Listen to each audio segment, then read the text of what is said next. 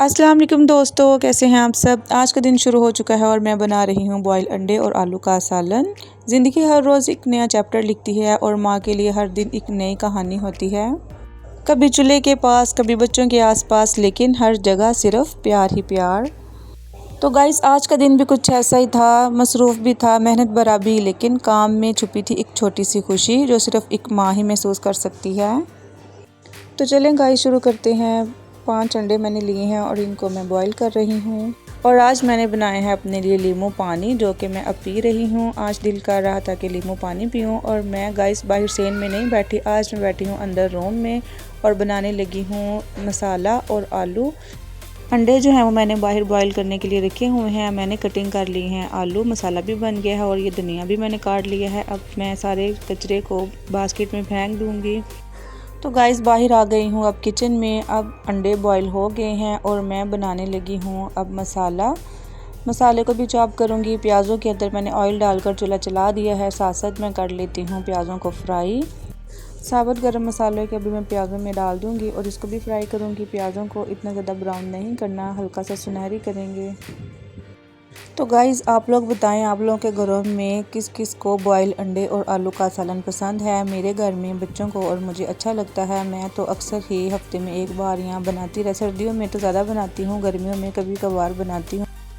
आलू अंडे बच्चे बहुत खुश होकर खा लेते हैं। फुल अंडा उनको देती हूँ, साथ आलू देती हूँ, तो बच्चे अच्छी तरह से रोटी खा लेते हैं। कुछ लोग चावल भी बनाते हैं, लेकिन मैं सालन को शोरबे वाला नहीं बनाऊँगी। अगर शोरबे वाला सालन हो तो फिर मुझे इसके साथ बॉयल चावल जो होते हैं वो बहुत पसंद हैं। लेकिन मैं आज जो है वो मसाले वाला सालन बना रही हूँ रोटियों के साथ। तो गाइस, साबुत गरम मसाला और प्याज हमारा अच्छी तरह से फ्राई हो गया था। अब इसके अंदर डाल दी हैं अदरक, लहसुन, हरी मिर्चें जो हमने चॉप करके रखी थी वो डाल दी हैं और इसको भी मसाले को अच्छी तरह से भून लूँगी।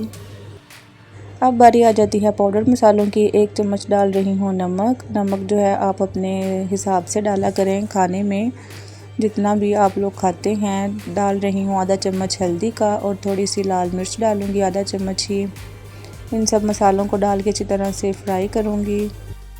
मसाला जो है वो नीचे ना लगे तो डाल देते हैं थोड़ा सा पानी, ताकि अच्छी तरह से ये भुना जाए।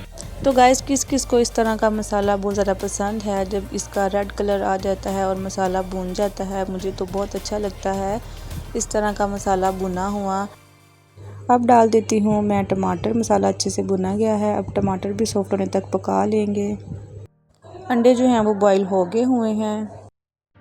अंडों के ऊपर पानी डाल रही हूँ क्योंकि ये बहुत ज़्यादा गर्म है और मैं इसको छीलूँगी। पानी के साथ ठंडा कर लेंगे और फिर इसको मैं छील कर साइड पे रखूँगी।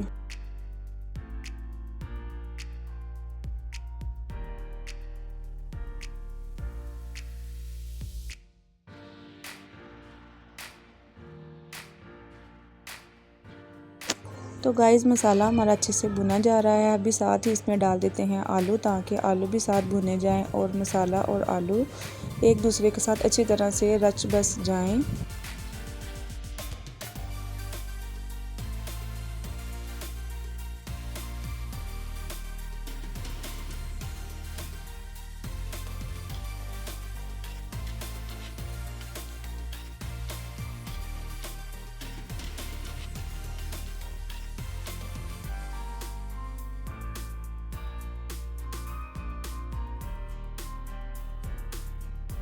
आलू जो हैं वो हमारे अच्छी तरह से भुने गए हैं और नीचे लगना शुरू हो गए हैं। अब मैं इसके अंदर डाल दूंगी पानी, क्योंकि मैं बना रही हूँ मसाले वाला सालन, इसलिए मैं ज़्यादा पानी नहीं डाल रही।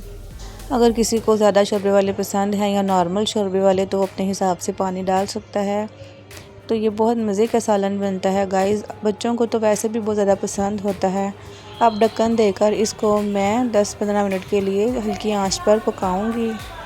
तो देखें गाइस, आलू हमारे अच्छी तरह से गल गए हुए हैं। जो पानी है वो भी खुश्क होने वाला है। अब मैंने चूल्हा को तेज़ कर लिया है और मैं इसका पानी भी सुखाऊंगी और इसकी फिर से बुनाई करूंगी। अब डाल देते हैं इसके ऊपर धनिया के अंदर पानी डाल के मैंने धो लिया है और आलूओं के अंदर डाल देती हूँ। जब मैंने धनिया डाला तो फिर मुझे याद आया कि अंडे तो मैंने डाले ही नहीं, अंडे तो साइड पर ही पड़े रह गए हैं। तो फिर मैंने उठाए अंडे और इसके अंदर डाल दिए और हल्के हाथों से मिक्स कर लिया। तो गाइस, किस किस के साथ ऐसा होता है, कोई चीज़ डालनी भूल जाएं और बाद में याद आए कि ये तो हमने डाला ही नहीं। मेरे साथ कभी कभार इस तरह हो जाता है, लेकिन चले खैर कोई बात नहीं।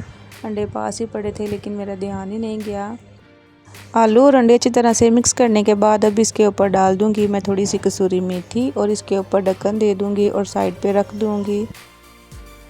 सालन बनने के बाद अब बारी आ जाती है रोटियों की। मुझे चाहिए 4 रोटियां और मैंने 4 पेड़े कर लिए हैं। अभी हमारे बर्तन भी धोने वाले पड़े हैं, पहले फटाफट से रोटियां बना लेते हैं। बच्चों को रोटी दें तो बच्चे रोटी अच्छे तरीके से खा लेते हैं। चावल जब इनको मैं देती हूँ कुछ खाते हैं और कुछ नीचे गिरा देते हैं। क्या आपके बच्चे भी इस तरह करते हैं? 2 रोटियां मैंने सूखी बनाई हैं, उसके ऊपर घी नहीं लगाया और 2 रोटियों के ऊपर मैं घी लगा रही हूँ। ये बच्चे जो हैं वो अच्छे से फिर खा लेंगे रोटी। वैसे तो मेरे बच्चे सूखी रोटी भी खा लेते हैं, लेकिन मैंने कहा चलें 2 रोटियों को घी लगा देती हूँ और 2 सूखी बना लेती हूँ। तो गाइस रोटियां हमारी बनकर तैयार हो गई हैं। ये लास्ट वाली रोटी थी।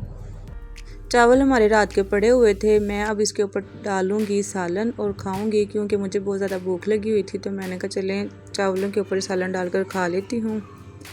हम जो है सेन में बैठे हुए हैं। मोहम्मद को मैंने थोड़ी सी रोटी दी है, अंडा दिया है, वो भी खा रहा है और साथ साथ कार्टून देख रहा है। मैंने भी चावल खा लिए और ये मैंने बत्तख के लिए रोटी चूरी थी जो कि हमने रखी हुई है, वो भी मैं आगे चलकर आपको दिखाऊंगी बत्तख को।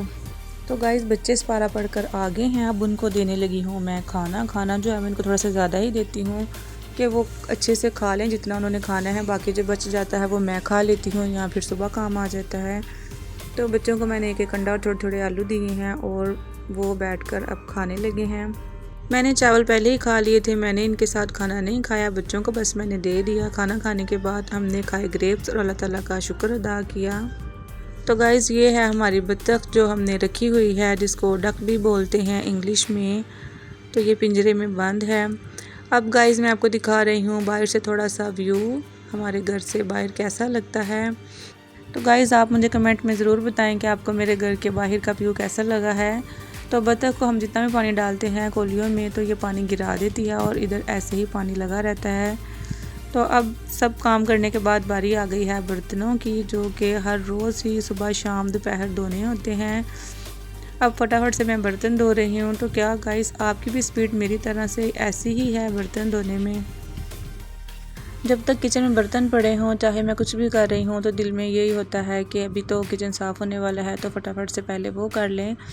लेकिन जितना मर्ज़ी किचन साफ़ कर लें, किचन में फिर भी बर्तन हो जाते हैं, क्योंकि कभी कुछ ना कुछ पकाना पड़ जाता है। तो बर्तनों को तो फिर धोना ही पड़ता है। किस किस को पसंद है बर्तन धोना और घर के काम करना? आप लोग मुझे कमेंट में बताना कि आपकी रूटीन घर की क्या है।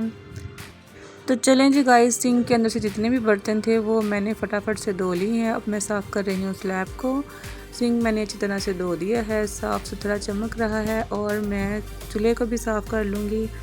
सारा कुछ साफ़ सुफ करने के बाद मुझे सुकून आ गया और मुझे तसल्ली भी हो गई कि अब सब काम ख़त्म हो गया है और अभी दोबारा से कोई और काम नहीं करना। जितना मर्ज़ी कह लो काम करना ही पड़ता है। माँओं को सुकून कहाँ होता है, और बच्चे भी माँ को ही सब काम कहते हैं। किचन साफ़ करने के बाद अब बारी आ जाती है बच्चों को दूध डाल के देने की। अब मैं डालकर दे रही हूँ बच्चों को दूध और इनको गर्म करूँगी, इनके अंदर चीनी डालूँगी। तो बच्चे जो हैं वो फिर कार्टून देखते देखते सो जाएंगे। बच्चे 9 साढ़े 9 तक सो जाते हैं, क्योंकि सुबह उनको जल्दी उठना होता है। कभी कभी आयशा लेट सोती है और मोहम्मद जो है वो बहुत ही लेट सोता है, क्योंकि वो अभी छोटा है, वो स्कूल नहीं जाता।